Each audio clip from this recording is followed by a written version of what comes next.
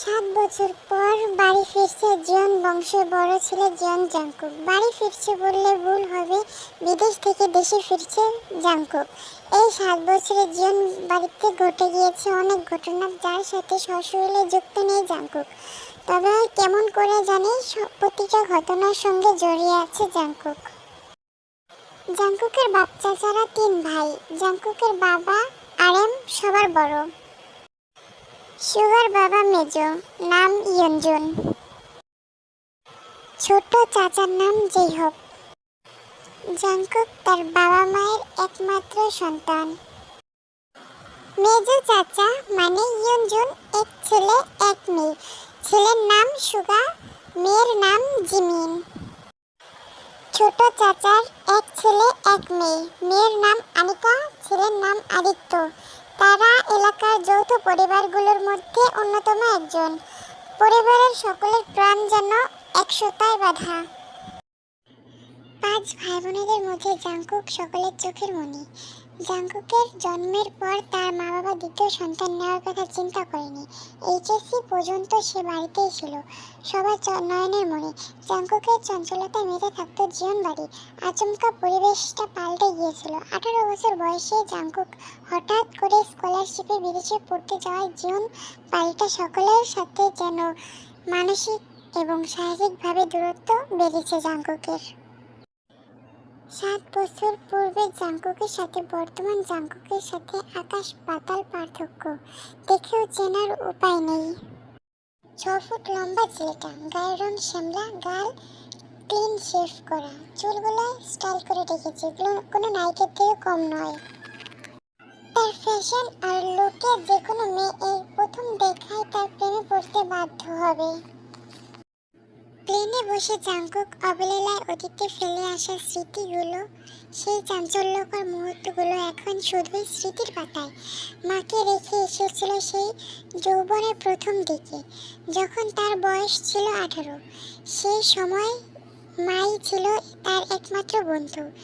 আজ সে 28 বছরের যুবক। এতগুলো দিন এমন একটা দিন বাদ যায়নি যে তার মায়ের সঙ্গে কথা বলেনি সে। বাড়ির সবার সঙ্গে মোটামুটি কথা বলার চেষ্টা করেছিল। ছোটবেলায় স্মৃতিগুলো ভাবতে ভাবতে নিজের দেশে চলে এসেছে জাংকুক। এয়ারপোর্টে জাংকুকের বাবা আরএম আর সুগা দাঁড়িয়ে আছে। সুগা সম্পর্কে চাচাতো ভাই হয়, বয়সে 2 বছরের ছোট। দুজন দুজনের বেস্ট ফ্রেন্ড আর কলিজার বন্ধু। সুগা জাংকুককে দৌড়ে এসে জড়িয়ে ধরল। এই 7 বছরে একবারের জন্য বাড়ি ফেরেনি জাংকুক, তবে প্রতিদিন কথা হতো সুগা আর জাংকুকের। জাংকুক তার বাবাকে সালাম করে জড়িয়ে ধরল। তারপর বাড়িতে ফিরে 3জন বাড়িতে যেন হইচই রই ব্যাপার। হবে নাই বা কেন, বাড়ির বড় ছেলে এত বছর পর বাড়ি ফিরছে। রান্নার ভারী রকমের রান্নার ধুম পড়েছে। মা চাচিদের হঠাৎ দরজার জাংকুককে দেখে সবার মধ্যে হইচই শুরু হয়ে গেছে। জাংকুকের আম্মু দৌড়ে এসে জড়িয়ে ধরল ছেলেকে। আবেগপ্রবল হয়ে মাকে জড়িয়ে ধরল জাংকুক। মমতাময়ী মাকে সেই 7 বছর আগে ছুঁয়েছিল। আজ এত বছর পর মায়ের ছোঁয়া পেল জাংকুক। জাংকুক চাচিদের সালাম করলো। সোফায় বসিয়ে একের পর এক শরবত নাস্তা দিতে ব্যস্ত হলো সবাই। এর মধ্যে উদয় হলো আনিকা আর আদিত্যর। আনিকার বয়স 14 বছর আর ছোট ভাই আদিত্যর বয়স মাত্র 10 বছর। আদিত্য এই বাড়ির সবচেয়ে ছোট। জাংকুক যখন দেশ ছেড়েছিল তখন আদিত্যর বয়স 3 বছর হয়েছিল মাত্র। ভিডিও কলে দেখতে দেখতে সে ভাইকে একটু একটু চিনেছে, দৌড়ে এসে জড়িয়ে ধরছে ভাইকে। জাংকুক ও ধরলো আদিত্যকে। আনিকা জাংকুকের পাশে এসে বসলো। শোক গল্প করলো সবাই মিলে। কিছুক্ষণ পর আদিত্য জিজ্ঞাসা করলো, ভাইয়া আমাদের জন্য কি এনেছো? হে মাই কিউট সিস্টার, এই স্টোরিতে অনেক লোক হতে চলেছে, আর এই স্টোরিতে আমি আমার নিজের মতো মানুষের নাম দিচ্ছি, তাই তোমরা কেউ কনফিউজড হয়ে না। মাঝে মধ্যে আদিত্যকে আদিও বলে ডাকতেও পারি, বুঝেছো? এই স্টোরিটা আমি এক উপন্যাস পড়ে দিচ্ছি, তোমরা যদি কেউ বুঝতে পারো এটা কোন উপন্যাস তাহলে আমাকে বলে যেও। আর প্লিজ কেউ বলো না আমি কাউকে কপি করছি, আমি আগেই বলে দিচ্ছি আমি এটা একটা উপন্যাস দেখে দিচ্ছি। জাঙ্কুক যে না গিফট আনতে উঠতে যাবে। জাঙ্কুক কোথায় যাচ্ছিস? এখানে চুপচাপ বস, শরবত খা, এখান থেকে এক পা উঠবে না তুই। জাঙ্কুক আর কি করবে, মায়ের কথা শুনতেই হবে, তাই জাঙ্কুক সুগার দিকে তাকিয়ে একটা লাগেজ নিয়ে আসতে বলে। সুগা যখনই একটা লাগেজ নিয়ে টান দিতে যাবে তখনই ওটা না ওটা না, ওটার পাশেরটা নিয়ে আসতে বলেছি তোকে, ওটা ছাড়, ওটাতে হাতও লাগাবি না। জাঙ্কুক এটা বলার সঙ্গে সঙ্গে সুগা সহ বাড়ির সবাই যেন অবাক হয়ে গেল। জাঙ্কুক এবার শান্ত গলায় বলল, পাশের লাগেজটা নিয়ে আয়। সুগা ও জাঙ্কুকের কথা মতো লাগেজ নিয়ে গেল। যে যার মতো জিনিস বের করছে আর জিজ্ঞেস করছে এটা কার সেটা কার। জাঙ্কুক শরবত খাচ্ছে আর উত্তর দিচ্ছে। আদির জন্য দামি খেলনা নিয়ে এসেছে, আনিকার জন্য ড্রেস কসমেটিক বক্স নিয়ে এসেছে, মা চাচিদের জন্য অনেক গিফট নিয়ে এসেছে, সুগার জন্য ফোন নিয়ে এসেছে আর একটা ল্যাপটপ, অন্যান্য গিফট আলাদা আরেকটা ল্যাপটপ আছে। ভাইয়া এই ল্যাপটপটা কি তোমার নাকি? না এটা আমার না, এটা আমি জিমিনের জন্য এনেছি। ওর জন্য আবার এখন ল্যাপটপ আনার কি দরকার ছিল জাঙ্কুক বাবা? দরকার তো ছিলই, ওর তো এইচএসসি শেষ, সামনে অ্যাডমিশন টেস্ট আছে, ফোনে দেখে যতটা পড়তে সুবিধা হয় তার থেকে দ্বিগুণ সুবিধা হবে ল্যাপটপে পড়তে। এই কারণে নিয়ে এসেছি যাতে ওর কোনো অসুবিধা না হয় পড়তে। ভাইয়া আমার জন্য একটা নিয়ে আসতে। জাঙ্কুক এবার একটু হেসে উত্তর দেয়, তোর যখন 18 বছর হবে তোকেও একটা ল্যাপটপ কিনে দেব। আনিকা এটা শোনার সঙ্গে সঙ্গে খুশিতে গদগদ হয়ে যায় আর তখন বলে, ধন্যবাদ ভাইয়া। বাড়িতে এত হইচই শুনে ঘর থেকে বের হলো যেই হোক। জাঙ্কুক ছোট চাচুকে দেখার সঙ্গে সঙ্গে এসে সালাম করতে গেল, কিন্তু যেই হোক আটকিয়ে ভাতিজাকে নিজের বুকে টেনে নিল। সবার দিকে এক পলক তাকিয়ে নরম স্বরে বলল, এবার ঘরটা পরিপূর্ণ মনে হচ্ছে। জাঙ্কুক নিজের ছোট চাচু মানে জেহপের জন্য যে গিফট এনেছে সেটা নিজের হাতে জেহপকে দিল। মেজো চাচু মানে ইয়নজুন বাসায় নেই, এ কারণে ইয়নজুনের জন্য আনা গিফটটা যত্ন সহকারে রেখে দিল জাঙ্কুক। লাগেজে পড়ে আছে র্যাপিং পেপারে মোড়ানো একটা বক্স আর একটা শপিং ব্যাগ। আদিত্য জিজ্ঞাসা করলো, ভাইয়া এগুলো কার? এগুলো জিমিনের, এগুলো জিমিনকে দিয়ে দিও, আমি আমার রুমে যাচ্ছি। জেপ এক পলক সবার দিকে তাকিয়ে জিনকে জিজ্ঞাসা করলো, জিমিন কোথায় গিয়েছে? জিমিন ও তো কোচিংয়ে গিয়েছে, এখনই চলে আসবে, সময় হয়ে গিয়েছে।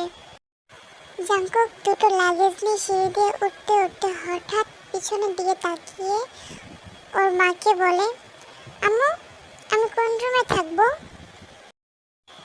ছেলের এরকম প্রশ্নে জিন হতভম্ব হয়ে গিয়েছে। কিছুক্ষণের মধ্যে নিজেকে স্বাভাবিক করে বলে, আজকে সকালে তোর রুম পরিষ্কার করা হয়েছে, তুই তোর রুমেই থাকবি।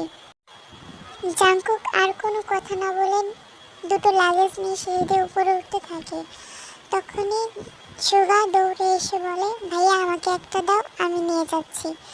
জাঙ্কুক একটা লাগেজ সুগার দিকে আগিয়ে দিয়ে আরেকটা নিজের হাতে যত্ন সহকারে রেখে নিজের রুমের দিকে অগ্রসর হয়। ততক্ষণে জিয়ন পরিবারের বড় মেয়ে জিয়ন পার্ক জিমিন দরজার সামনে এসে দাঁড়িয়েছে। তখন আনিকা দৌড়ে জিমিনের কাছে যায়, আপু আপু আজকে জাঙ্কুক ভাইয়া বিদেশ থেকে দেশে ফিরেছে। আনিকার কথা শুনে জিমিন সিঁড়ির দিকে তাকায়। স্বাস্থ্যবান পুরুষালী দেহের একজন লাগেজ এক হাতে নিয়ে সিঁড়ি দিয়ে উপরে উঠছে, পিছন দিক দিয়ে দেখা যাচ্ছে। জিমিন ঘরের ভিতরে ঢুকলো, সবার হাতে এক একটা গিফট দেখে সেদিকে এগিয়ে গেল। তখনই জিমিনের আম্মু লিসা বলে, জিমিন মোহাম্মদ এদিকে আয়, তোর জাঙ্কুক ভাইয়া তোর জন্য গিফট এনেছে। জিমিন একটু কপাল কুঁচকে বলে, কি গিফট? তখন জিমিনের আম্মু লিসা চোখের ইশারায় সোফার দিকে দেখায়। জিমিন এক ছুটে সোফার কাছে গিয়ে ল্যাপটপের পাশে বসে জিজ্ঞাসা করে, এটা কি আমার আম্মু? হ্যাঁ আপু, এই ল্যাপটপটা তোমার আর এই বক্স শপিং ব্যাগ দুটোই তোমার। জিমিন ল্যাপটপটা উল্টে পাল্টে দেখতে থাকে, যেন কি আকাশ কুসুম পেয়ে গিয়েছে। শপিং ব্যাগটা হালকা একটু খুলে দেখলো, দুটো ড্রেসের মতো মনে হলো। তারপর শপিং ব্যাগ, ড্রেস আর বক্সটা নিয়ে নিজের রুমের দিকে অগ্রসর হলো। এত বছর পর নিজের রুমে এসে আশ্চর্য স্নিগ্ধ নয়নে রুমটাকে দেখছে জাঙ্কুক। সেই পরিচিত ঘ্রাণ, এই রুমটার মধ্যে সে তার জীবনের 12টা বছর কাটিয়েছে। এই রুমটা ছিল তার একান্তই ব্যক্তিগত, এখনো সেটাই রয়েছে। একটা জিনিস এদিক থেকে ওদিক সরায়নি তার মাল জিন, এমনকি কাউকে রুমে আসতেও দেয়নি। বছরের পর বছর রুমে তালা দিয়ে রেখেছে। যখন ছেলের কথা মনে পড়েছে তখন রুমে এসে কেঁদেছে, কাউকে বুঝতে দেয়নি। জাঙ্কুক রুমে ঢুকে শাওয়ার নেওয়ার জন্য ট্রাউজার আর একটা শার্ট নিয়ে ওয়াশরুমে চলে যায়। কিছুক্ষণ পর হাতের টাওয়াল দিয়ে চুল মুছতে মুছতে বের হয়। কফি কালার একটা শার্ট আর একটা প্যান্ট পরেছে। বের হয়ে দেখে সুগা ওর বিছানার কোনায় বসে আছে। কিরে সুগা, কিছু বলবি? সুগা মুচকি মুচকি হাসছে আর বলছে, ভাইয়া ওই লাগেজে কি আছে যে কাউকে ধরতেই দিল না? জাঙ্কুক জল শক্ত করে বলল, ওটাতে আমার পার্সোনাল কিছু আছে। সুগা হাসতে হাসতে উত্তর দেয়, তোমার এই পার্সোনাল জিনিস দেখার জন্য আমার এই মন উথল পাথল ঢেউ উঠেছে। কি করবো এই অবুঝ মনের, তুমি একটু বলো। জবাব সুলভ ভাবে উত্তর দিল জাঙ্কুক, কাউকে দেখানোর জিনিস আশা করি পার্সোনাল হবে না। সুগা ভাইয়ের আপত্তিকর স্বর বুঝতে পেরে আর কিছু জিজ্ঞাসা করেনি, শুধু জিজ্ঞাসা করেছিল, তুমি কি বিকেলে বের হবে? জাঙ্কুক কিছু না বলে উপর নিচ মাথা নাড়ালো হ্যাঁ সূচক। সুগা জাঙ্কুকের রুম থেকে বের হয়ে চলে গেল। সুগা বের হতেই জাঙ্কুক হাতে ফোন নিয়ে গুরুত্বপূর্ণ কিছু চেক করতে লাগলো। জিমিন নিজের রুমে এসে শপিং ব্যাগটা খুললো। শপিং ব্যাগ থেকে 3টা ড্রেস বের হয়ে এলো, 2টো গাউন, একটা গর্জিয়াস 3 পিস। জিমিন এবার ল্যাপটপটা ওপেন করতেই দেখলো জিমিনের সকল প্রয়োজনীয় অ্যাপস, ব্রাউজার অলরেডি ল্যাপটপে সেট করা আছে। হঠাৎই জিমিনের চোখ পড়ে র্যাপিং পেপারে মোড়ানো একটা বক্সের দিকে। জিমিন হাত বাড়িয়ে র্যাপিং পেপারটা হাতে নেয়। বক্সটি খুলেই উপরে 3টা উপন্যাসের বই দেখে। উপন্যাস বইয়ের উপরে লেখা, এগুলো অ্যাডমিশনের পরে পড়বি। পাশে ছোট ছোট কিছু রঙিন পাথর। জিমিনের এই পাথরগুলো ছোটবেলা থেকে খুব পছন্দের। হঠাৎই জিমিনের চোখে পড়ে আইফোন 13 প্রো ম্যাক্স। ফোনের বক্সটা দেখতেই জিমিনের চোখ চড়ক গাছ। অনেকদিন যাবৎ ইচ্ছা ছিল একটা আইফোন ব্যবহার করার, কাউকে বলার সাহস পাইনি, এই কারণে ব্যবহার করতেও পারিনি। এগুলো দেখে জিমিন খুশিতে গদগদ হয়ে গিয়েছে। ইন্টার সেকেন্ড ইয়ারে পড়াকালীন জিমিনের ব্যস্ততা দিন কাটছিল। কলেজ, টিউশন, কোচিং এসবে জিমিনের দিন কাটছিল। তখন সুগা তার পুরনো একটা ফোন জিমিনকে দিয়েছিল। সিমটাও সুগারই ছিল। বাসার সকলের নাম্বার ছিল, তাছাড়া বাহিরের 3-4টে বান্ধবীর নাম্বারও ছিল। স্যারের নাম্বার নেওয়া করা নিষেধ ছিল জিমিনের জন্য। একজন ভাই তার বোনকে শাসন করবে এটাই স্বাভাবিক, কিন্তু সুগা জিমিনকে একটু বেশি শাসন করে। জিমিনের এইচএসসি পরীক্ষা চলাকালীন জিমিন অনেক সাহস নিয়ে সুগাকে বলেছিল, ভাইয়া পরীক্ষা শেষ হলে আমাকে একটা নতুন ফোন কিনে দেবে? ব্যাস, সুগা অগ্নি দৃষ্টিতে জিমিনের দিকে তাকিয়েছিল, যেন জিমিন কি না কি অপরাধ করে ফেলেছে এভাবে তাকিয়েছিল। জিমিন সেদিন থেকে ফোনের আশা ছেড়ে দিয়েছে। জিমিন এসব ভাবতে ভাবতে আনমনে বলে ওঠে, এটা দেখছি মেঘ না চাইতেই বৃষ্টি। জিমিন এসব ভাবতে ভাবতে হঠাৎ করে মনে পড়ে, হয়তো বা সুগা ভাইয়া বলেছে আমার ফোন নেই, নয়তো সেই সব জানবে কিভাবে আমার নেই। হ্যালো কিউট আর্মিস, এই পর্বটি আমি এখানেই শেষ করছি। তোমাদের যদি এই পর্বটি ভালো লাগে তাহলে কমেন্টস করে জানাবে, আমি নেক্সট পার্ট তাড়াতাড়ি নিয়ে আসবো। আর যদি তোমাদের ভালো না লাগে তাহলে আমি এখানেই রেখে দেবো, কোনো নেক্সট পার্ট আনবো না। ভিডিও ভালো লাগলে লাইক কমেন্ট সাবস্ক্রাইব। আর তোমরা ভিডিও দেখো ঠিকই, তবে সাবস্ক্রাইব করতে চাও না কেন ভাই? সাবস্ক্রাইব করতে গেলে কি পয়সা লাগে? হ্যাঁ, দিয়ে দাও না, আঙুলও ব্যথা করবে না। প্লিজ ইয়ার লাইক কমেন্ট করে দিও, সাবস্ক্রাইবও করে দিও। তোমরা যারা যারা ভিডিও বানাও তারা তো জানো এডিট করতে কত কষ্ট হয়। আমার কোমর পুরো ব্যথা হয়ে গিয়েছে বসে থাকতে থাকতে। এই ভিডিওটা বানাতে গিয়ে আমার অনেক বেশি কষ্ট হয়েছে। অন্যান্য ভিডিও করতে গিয়ে আমার এতটা কষ্ট হয়নি। তো প্লিজ তোমরা আমার এই কষ্টটাকে একটু দাম দিও, আমার কষ্টটা যেন সাফল্য পায়। প্লিজ তোমরা লাইক কমেন্ট করে দিও।